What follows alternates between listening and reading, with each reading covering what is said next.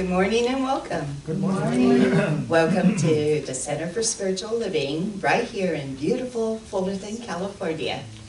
Thank you all for joining us in person and then also online. My name is Tomoko Rosas and I'm a practitioner at this beautiful center. And please join me in stating our purpose statement. We are a loving spiritual community, empowering all to live healthy and successful lives through practicing the principles of science of mind. I have a few announcements before we get started. Today we have a wonderful guest speaker, Reverend Karen Balistreri, or we'll just call her Karen B, from Wisconsin. Reverend Bill will be introducing her later.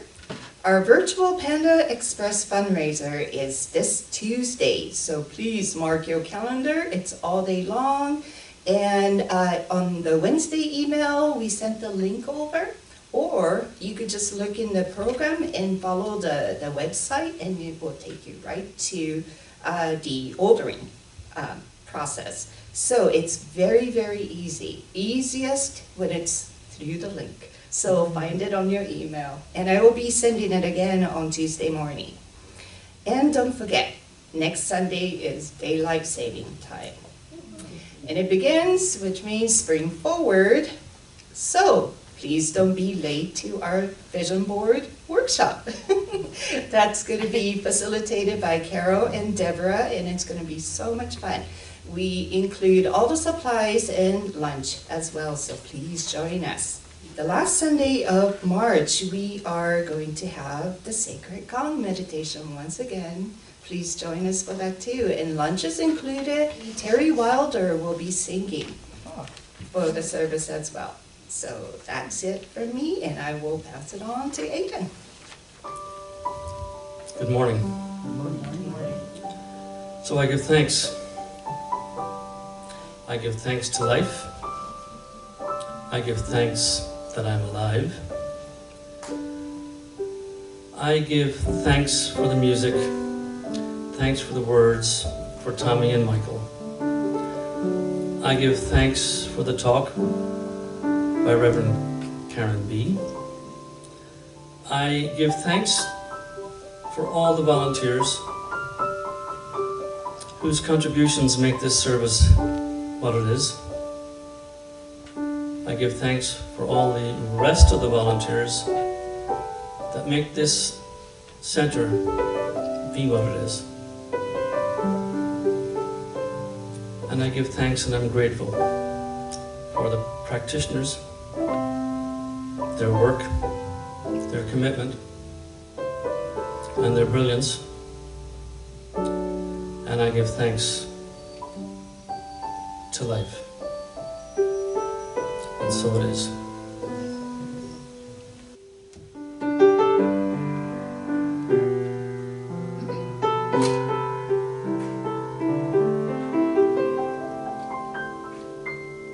I need to be still. Let God love me. I need to be still and let God love me. When this old world starts to push and shove me, I need to be still and let God love me.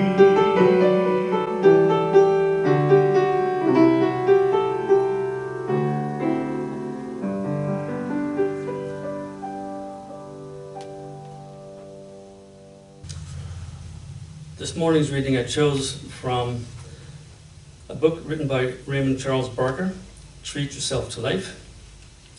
And this is from the chapter that says, the title is Treat Yourself to Love. What do you do when you have an argument?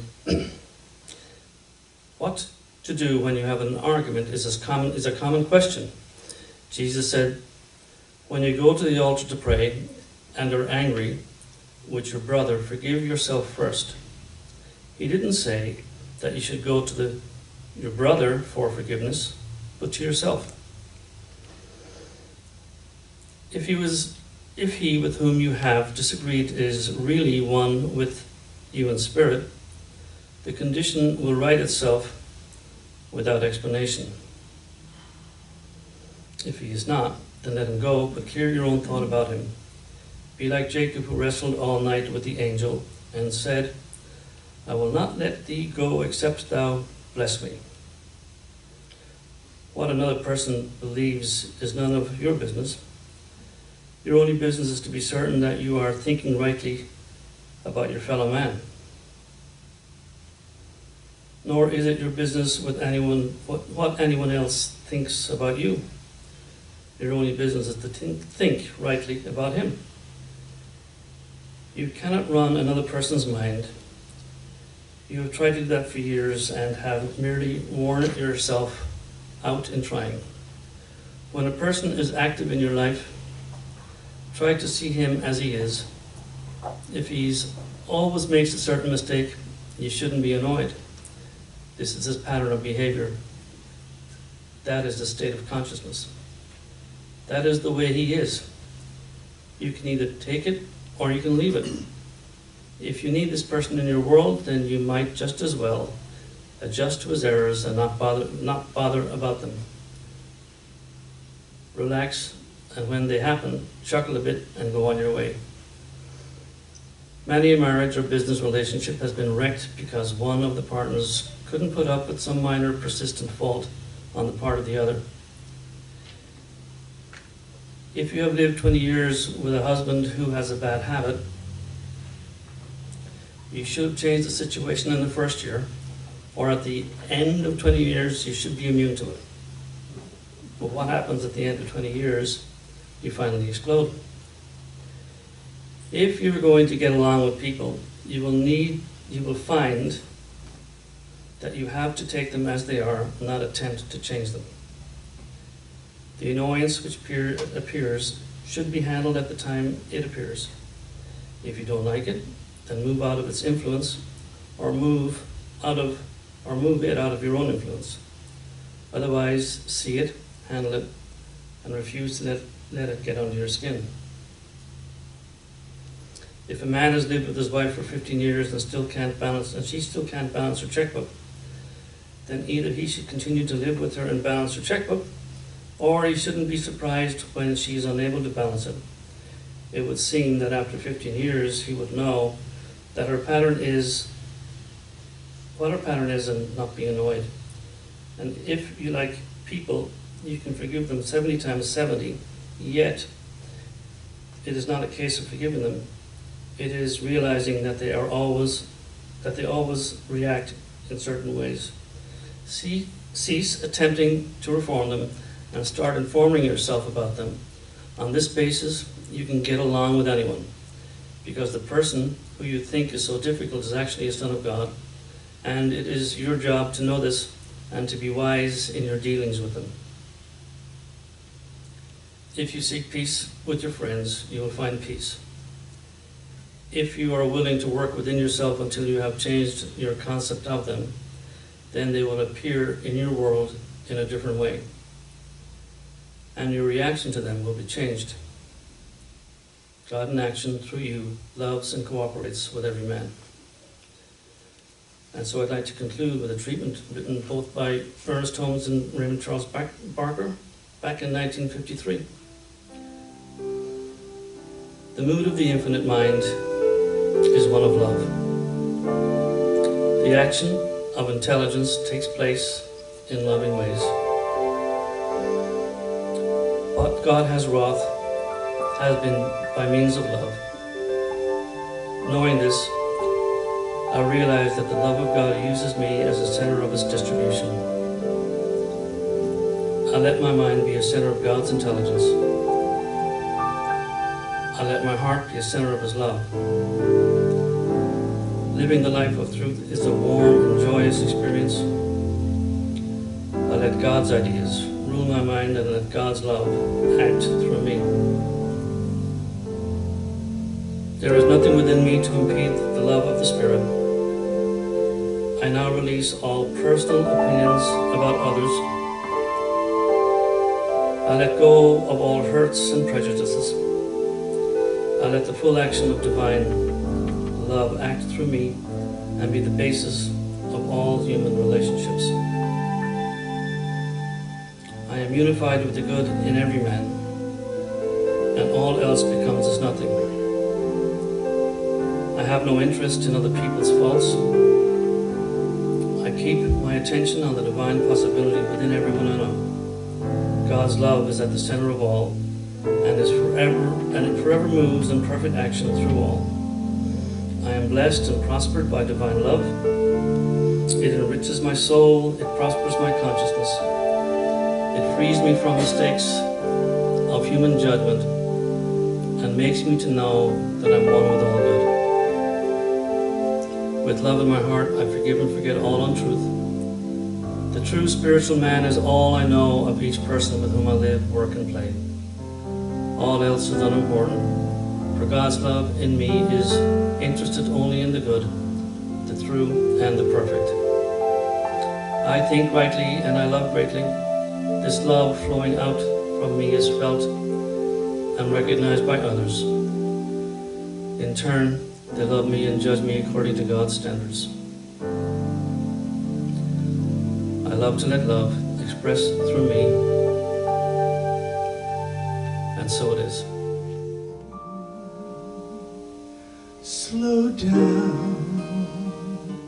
Slow down,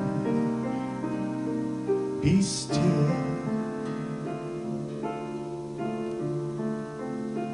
Be still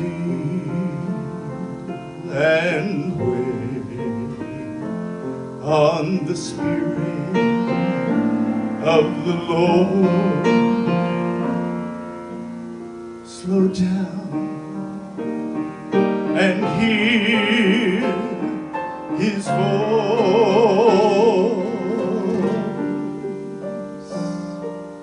and know that He is God.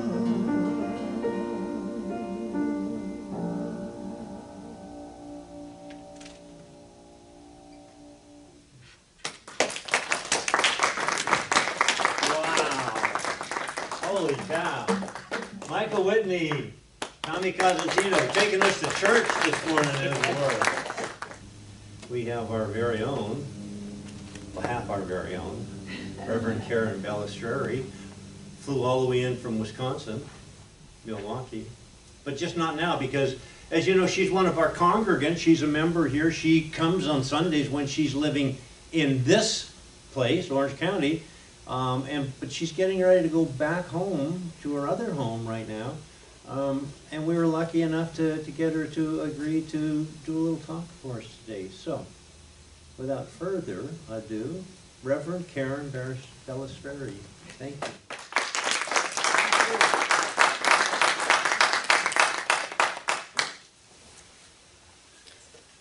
So when Reverend Bill asked me would I like to do a sermon, I didn't become a reverend to give sermons.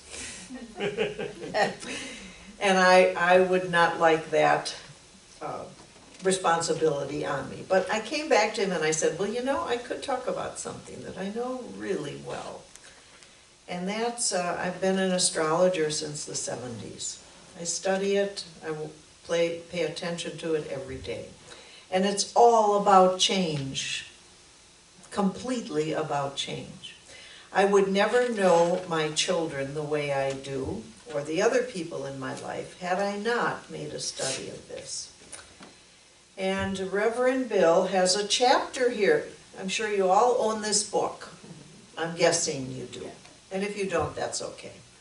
So there's a chapter here on the master teacher, and that's Jesus. And this is a sweet thing, but there's some things in here about change. So how do you usually react to change? Do you like change? Do you wait eagerly for it? You know, most of us don't. And do you just endure it fearfully because you have to? And finally, have you experienced a major life life-altering change that seems so dreadful at first, and yet you found something later where there was a reward, a promise, a new world that unfolded for you and could not have been possible living in the old paradigm. I'm looking at the people in this room, and because of your age, I know you've all gone through a variety of these, because that's called life. So I'm here today to talk about, and you've been so lovely telling me your birthdays, because this is going to make this a lot more entertaining. So there's 3 planets that are going to change our lives more in the next 2 years than I've ever seen come together in the past, okay? I'd have to go through maybe 100,000 years on my ephemeris, on my computer, and I don't think it could even go there. So I'll give you an idea of what we're dealing with right now. And the Ukraine is showing us an example of this, loud and clear, okay? So the planet Pluto is currently in Capricorn. It's been there, I'm going to guess, close to 12, 15 years.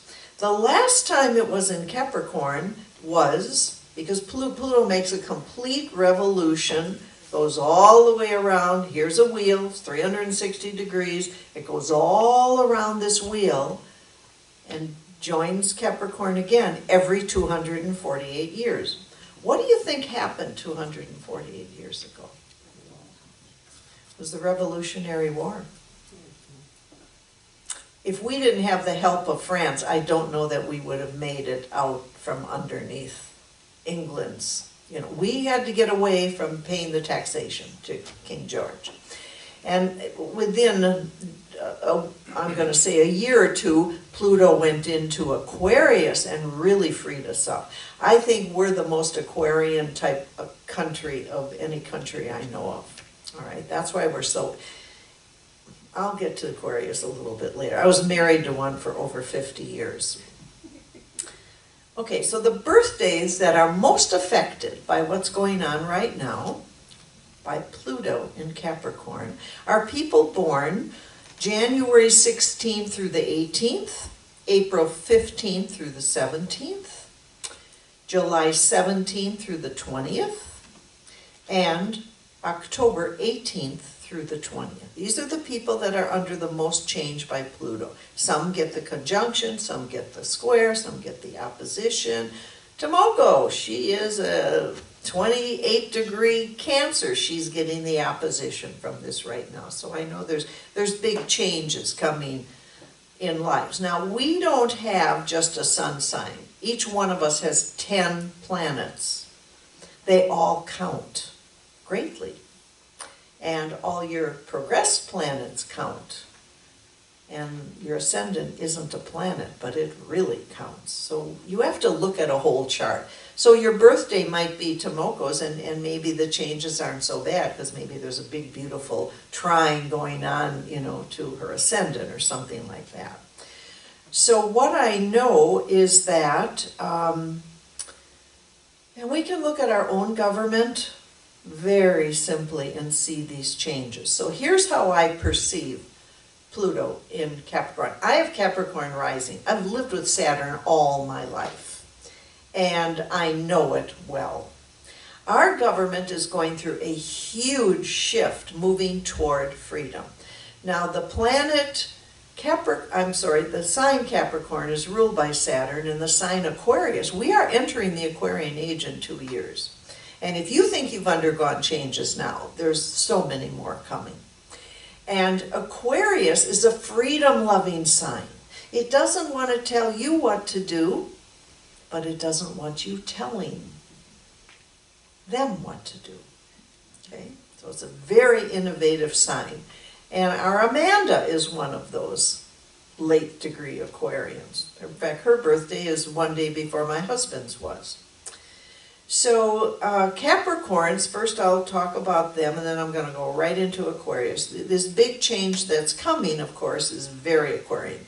And the Aquarian people, well, let me tell what's going on now. Capricorns rule our government, the sign, it's conservative, it rules schools, it's cautious, it's old guard. Can we all think of a few fossils in our government right now that really could stand an upgrade, an update? More freedom loving, more expansion in their views. So they are the old guard, the cautious ones. The Aquarius people, let me just find where I left off here. Okay, they can be very detached and aloof, but they are the most intuitive people I know on the zodiac. The Pisces, which Sally Stredler is, she had her birthday last week, which you celebrated. So the Pisces and the water signs are Cancer, Pisces, and Scorpio. They're the most psychic people. Water people know things without ever being told. Don't ever lie to them. It won't work. So the this aloofness, I should say Aquarians are the most intuitive, the most inventive. They want freedom, they want fairness. They're genius. They're humanitarians. They care about people. They don't want to control people like some of the old leaders in our world. They want people to make up their own minds, make up their own decision, and move forward in life. Aquarius rules our tech age, space travel, innovation, new advances. So I'm an investor, many of you probably are, it's just a fun thing I do.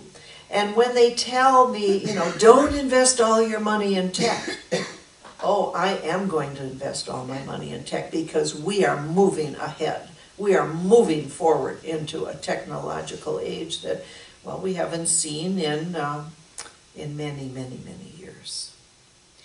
So we've already had people buy their way into space, and I'm sure it cost them millions, or at least $1 million, I'm guessing. And all of this is going to increase and expand because that's just where things are. So the beginning of the Aquarian age is exactly 2 years from this month. That's when Pluto enters Aquarius, never goes back retrograde into Capricorn, and we move forward into the highest technology that we've known in our lifetimes. That's all I can say. It got there many times before, but maybe I wasn't alive because it only gets there once every, 85 to 90 years. That's coming, but it's, not quite yet. These outer planets are all changing sign, and that is changing our world on a deeper level. Now, there's something else going on right now. It's Neptune. Neptune rules Pisces, and it's a sensitive, but it can be a very cloudy, confusing. I have many, many Pisces friends. They're very, very psychic. And Neptune's their ruler, and it gets there once in 165 to 68 years. Both of these are making their change simultaneously. And I don't know that this ever happened before. I really don't. I'd have to go back tens of thousands of years, maybe 100,000 years. The last time it was in Pisces was 1865. Lincoln freed the slaves. Did that free people's minds? We've had 100 years of Jim Crow or more. Lincoln was killed 2 weeks after the Emancipation Proclamation because people don't change their minds. So both of these things are going on simultaneously. So if it takes 165 to 66 or so years for Neptune to go all around the zodiac, it will hit the very last degree of the zodiac, which is 29 degrees of Pisces, in a couple years. When I saw that, I looked at that and I thought, oh my God, we could have a water world. And I'm not kidding. There was a movie years ago. It was called Water World. It was not pretty. So as an example, when people talk about infrastructure in our country, it is critical that we pay attention. London has dealt with the North Sea for thousands of years. They have devices in place. They know how to deal with it. They've taken into account the climate, the warming of the climate, and, you know, well, we have many streets in Miami underwater. We've had problems in New Orleans. New York has done nothing. I don't think New Orleans has done anything. And these are, you know, these are cities that I know will have to do something eventually, and it'll probably be because they'll be flooded over. These are sea level cities. So wherever we have sea level cities, we should be paying a lot more attention to it now than when the crisis comes and there's so much destruction and ruin that can go on. Now, I love to be entertained. I think it's a strength of mine personally. I watch a lot of movies. And movies always show me what's happening in the world. I'll give you an example. So this 165 to 68 cycle, the movies like Harriet Tubman, that came out a couple of years ago, it's fabulous, absolutely fabulous. The Green Book, how many of you have seen The Green Book? Viggo Mortensen, fabulous. Black Lives Matter, this has been a message, Black Lives Matter, Black Lives Matter. Jackie 42, that was a movie about Jackie Robinson, and all that he had to put up with joining a major baseball league as the only black man on the whole league, how they abused him. He was strong, and he was warned, you're going to have to be this way. I would choose that you not say anything when you're being attacked. Henry Louis Gates, one of my favorite TV shows is Finding Your Roots. There are so many black people that did not know that if you go back 4 generations, their ancestors were slaves. So he tends to pick out black people and Jewish people because the Holocaust, you know, is only 80 years ago.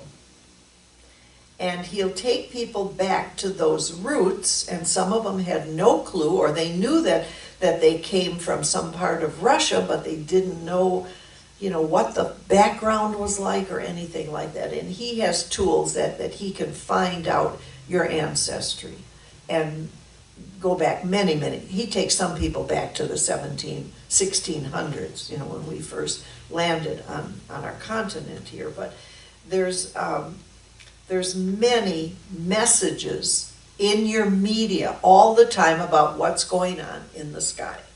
Okay. Now, if we go back just 100 years, I don't see anybody with a smartphone, a laptop, a TV. So what did people, I'm going to go to the ancient world now. What did they do? They watched the heavens. That's how astrology began. I never liked mathematics, but once I wanted to really learn how to construct a chart, I had to do logarithms. I had to learn how to do this. There were no computers back then. Now a computer does any chart I want to do in seconds. So I don't have to do that 45 minutes of all these degrees and figure out what they are. Because an astrologer looks at numbers. Everything is numbers. I know when your stress is over with because it's 2 degrees past and it's dead in the water. And it really works. So you can say, oh, that's just crystal ball business. Yeah, well, keep thinking that. There's a science behind this. And it took years and years and years of people watching the heavens. And I could look up at the heavens and not tell you anything whatsoever because I wouldn't know anything. I don't know where all these, we can only see certain planets. I don't know what all the star signs are about. But that was a different pattern, a different lifetime. And now we have the planet Uranus, which rules Aquarius. And Uranus, we have, is in Taurus right now. And I'll tell you the birthdays it is affecting. My Taurus friends are the most stubborn of all, and my family is plagued with them. I'm a Virgo. Taurus and Virgo are the natural lovers of the zodiac. They have no problem with each other. But my whole family, everybody's got some heavy-duty Taurus energy, and so I know how stubborn they can be.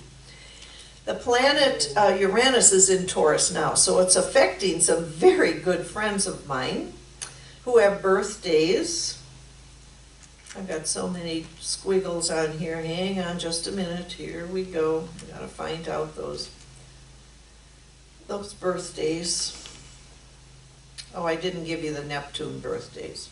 I'll go back to that once I find my Aquarium. So Tauruses do not like change. Oh gosh, they hate it. They really don't like it.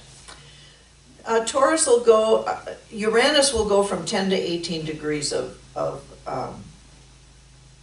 Taurus this year. So it affects birthdays January 30th through February 5th. Most affected also are April 30th through May 7th. I have several friends right in that block. And there are changes. There's definite changes. August 2nd through the 8th. And November 2nd through the 8th. So these are people that are either going to get the square, the opposition, and there will be changes in their life. But remember, change is good for you, honey. You've got to know it's coming, and you've got to prepare yourself. And the key words are let go, let God. You can't stop this. This is just going to be there. So the sooner you decide to let go, let God, it'll really be better. And I think most of us would agree that once we weathered the change, we were all better off in the end. I can attest to that in my own life. I think that's good. And now the Neptunian birthdays are March 13th through the 16th. They have a conjunction, Neptune, right on their sun. June 14th through the 16th, September 15th through the 18th, and December 14th through the 18th. These are the degrees that are getting affected this year, the tightest. If your birthday is slightly before that, you've already gone through the Neptune change. Now, Ernest had his chart done every year, Ernest Holmes. And you know what he did when the astrologer or whoever he was consulting told him that, oh, you better watch out for this, Mr. Holmes? He treated for it. And he had never allowed any destruction or thing to take him off his path. He treated for it. And if I sat down with you and I did your chart, and I would need an advanced chart like this, because this is all degrees, this is all mathematics to arrive at this. And I told you 10 really good things that I saw coming. And then I said, oh, but there's something I want to caution you against. Most people just remember the cautionary thing. They forget all the good stuff. I don't know why that is, but I find it amusing. They just have latched onto that change that's coming, or what can I do about that? Well, I do charts for a lot of people who aren't science of mind people. And if I said treat for it, I would say, well, you can pray on this. And they'd probably think I was crazy, but we know prayer works, don't we? Treatment definitely works. So I want to go back to 2015 because I like the media. I like watching movies. I like music. All of this plays a part wherever Jupiter is. And by the way, most of our musicians, singers, players, they usually have Sagittarius or Taurus prominent. And it just seems to work. We have a church that has a strong Jupiter strength from our minister and our board and other people, and we are a really strong musical church. And I put it all up to the Sagittarius energy. So in 2015, I'm going to go back to another sign here, Scorpio. Jupiter was in Scorpio. Today, Jupiter is in Pisces, so it's going to increase all the awareness about water and things like that. What happened when Jupiter was in Scorpio? Now, Scorpios, I have a granddaughter. My youngest granddaughter's a Scorpio. They're very, very private people. My son had 4 planets in Scorpio. I mean, they let you know them about that much at a time. They're very private. They never hang their laundry out. You could have a Scorpio moon and this would apply to you, or Scorpio rising, or a couple planets in it. So what happened was the Me Too movement. Because Scorpio rules a very sensitive house. It's sex, death, and regeneration. And it's inheritance and all kinds of things like that. And the Me Too movement started, where one woman would say, you know that man, he used to, you know, blah, blah, blah me. This was all around sex. Every bit of it was around sex. And the other woman would say, well, me too. He used to do that. We'd be in the elevator and slam me against the wall. My sister and I laugh about this because in our era, it was not uncommon for a man to pat you on the butt. And he could do it right in front of your husband, believe it or not. My sister was slammed against so many inside the elevator. She's as cute as you can get them, okay? As cute as they come. So the Me Too movement, now we have movies that come out. How many of you knew of the movie Bombshell? It was the story of Megyn Kelly and Gretchen Carlson and a little ingenue, who was played by Margot Robbie. They took down Roger Ailes, who ran Fox News. And he clearly made the statement, you want to get ahead at Fox News, you got to give head. And his secretary supplied all the ingenues into his office. And so Gretchen Carlson taped him because he abused her a lot. And she knew if she didn't have proof of this, because it's just her word against his word, he's a big, powerful man, ran Fox News.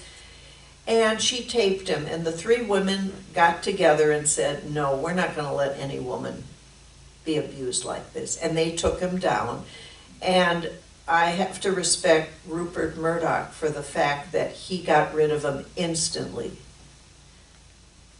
Ailes wanted to go on TV, last newscast, and defend himself. He said, no, you're not. You're done. There's the door. Ronan Farrow, this is Mia Farrow's son, he took down Harvey Weinstein. And he wrote a book called Catch and Kill. Well, when these women would want to tell the world in some way that they were abused by Harvey Weinstein, they would kill the story by saying, oh, she's a prostitute. There was this Italian woman who came, oh no, she'd sell her body for it. They would kill it. They'd kill the story right away. They'd stalk him in New York. Ronan Farrow wasn't afraid. You stalk me, I give a damn. All right, so a lot of this took place under Jupiter in Scorpio. I'm not telling you that Scorpios are the sexiest people on the planet. I'm just going to, you know who the sexiest people are? The best lovers? Taurus. Scorpios are private. It rules the house of sexual activity, but they don't want you to know anything about that, okay? They're going to keep very, very quiet on that. So that's what happens with simple Jupiter. Jupiter is in Pisces now. It rules drugs. Didn't we have a new type of vaccine that was created? Very different from the old kind? That's innovation. I have no fear of it. I don't care if it does change my DNA. I'm not birthing anymore. I don't care. I just don't want to get that flu bug, right? And I never did.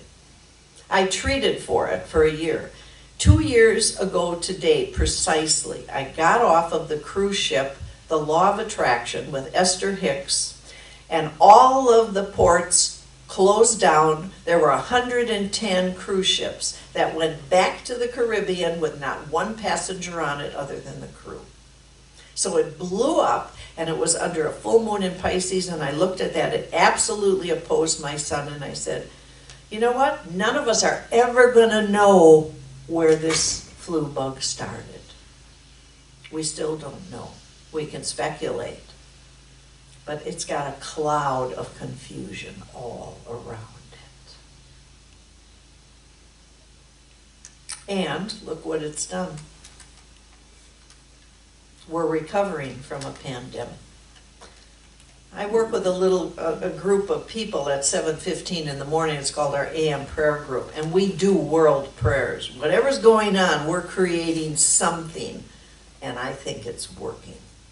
Well, you know, treatment always works, but it's been fun doing that, and I know we've made an effect on a lot of this. So you might have thought all your life this is a bunch of hooey. I'm not attached to how you think, but I can tell you this, I would have never known intimately the people in my life had I not had this tool. Not in a million years. And I think I've been an astrologer before. You know, all astrologers believe in reincarnation, because we look at your chart as the evolution of your soul. If we only had one lifetime here, we'd all have like the same chart, a little kindergarten chart. We'd come in, we'd learn our lessons, and then we'd vacate planet Earth. But that isn't how it runs.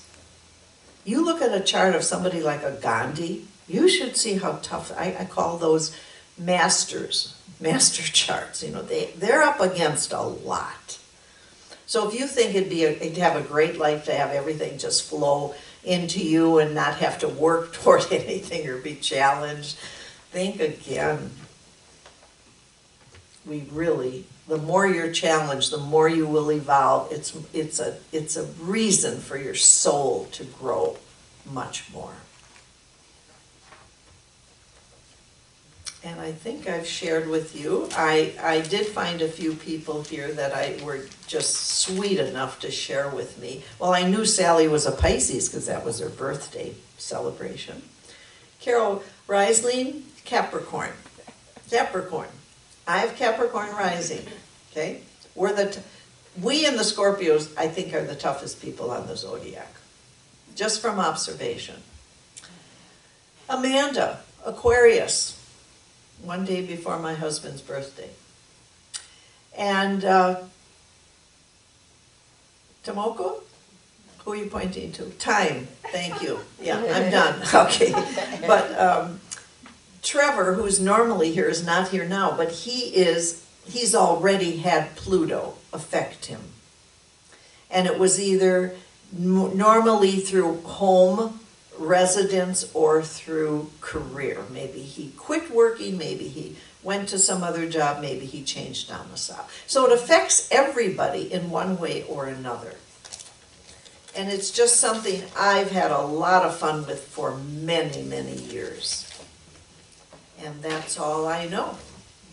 Thank you for having me share some time here.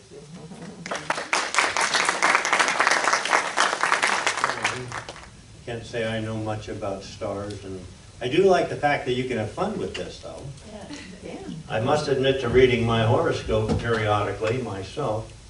Could we just end with a little bit of science of mind, because I know that it's interesting also to me that Ernest Holmes had his chart read all the time. And then what you say, he treated what he was told what to do, and here's exactly what he said. He said, God is all. There is but one power, intelligence, and consciousness in the universe, but one presence. This one presence cannot change. There is nothing for it to change into but itself. It is changeless, and it is my life now. It is in me now.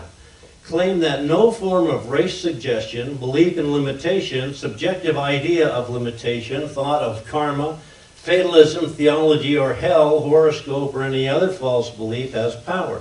Accept none of them. If you have ever believed in them, if you have ever believed that the stars govern you, or that your environment governs you, or that your opportunities govern you, recognize this as not a condition into which you have fallen, and deny every one of them until there's no longer anything in you that believes in them.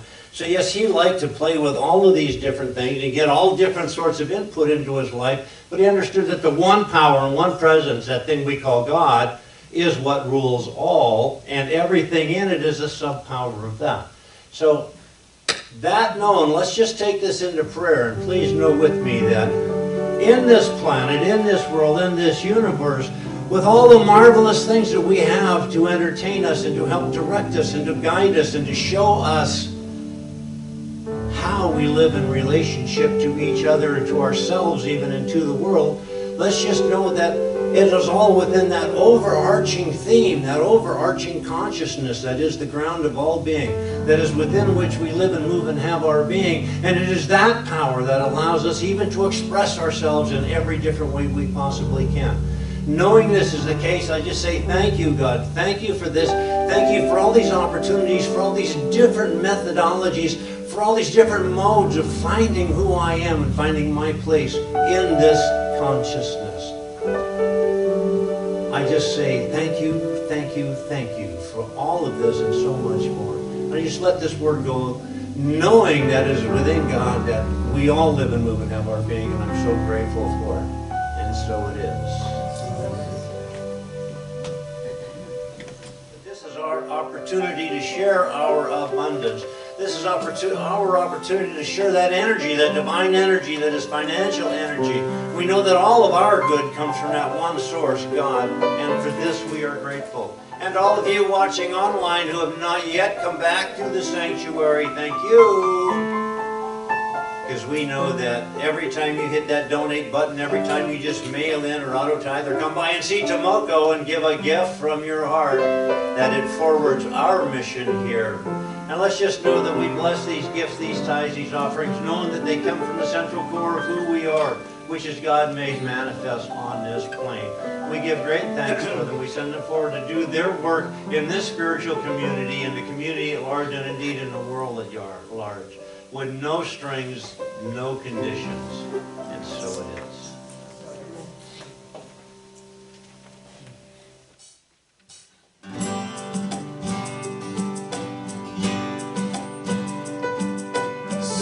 Dreams live on in time forever.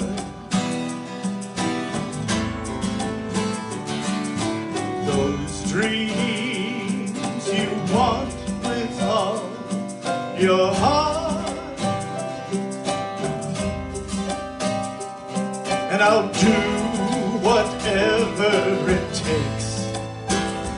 Follow through with the promise I made.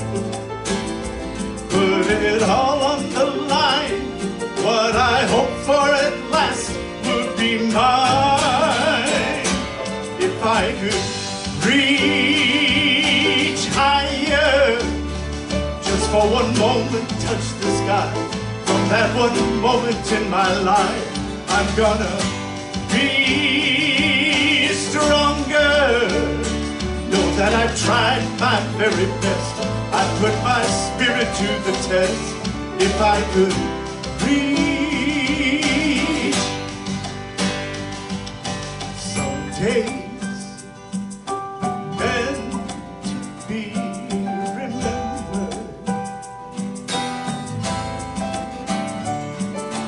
Those days we rise above the stars.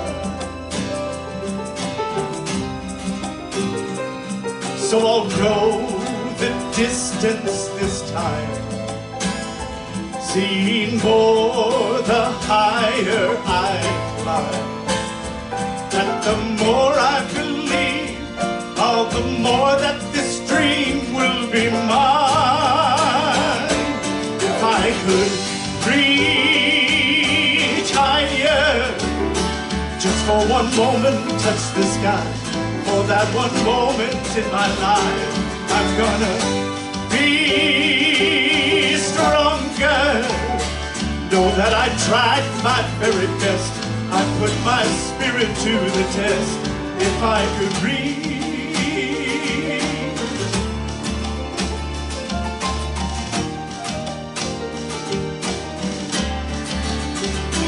if I could reach higher, just for one moment touch the sky. For that one moment in my life, I'm gonna be stronger. I know that I've tried my very best. I put my spirit to the test. I'm gonna be stronger. Know that I tried my very best. Of that one moment in my life, I'm gonna be stronger. Know that I tried my very best. I put my spirit to the test. I'm gonna be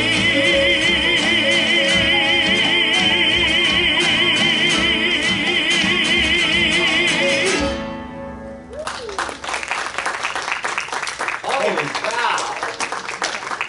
Michael Whitney. All right, so let's just have everybody get up. And let's just know that something wonderful is happening through me right now. something wonderful is happening through me right now. It's this thing called life. It's this thing called life. It's this thing called spirit. It's this thing called spirit. It's in me. It's in me. It is me. It is me. And I am so happy.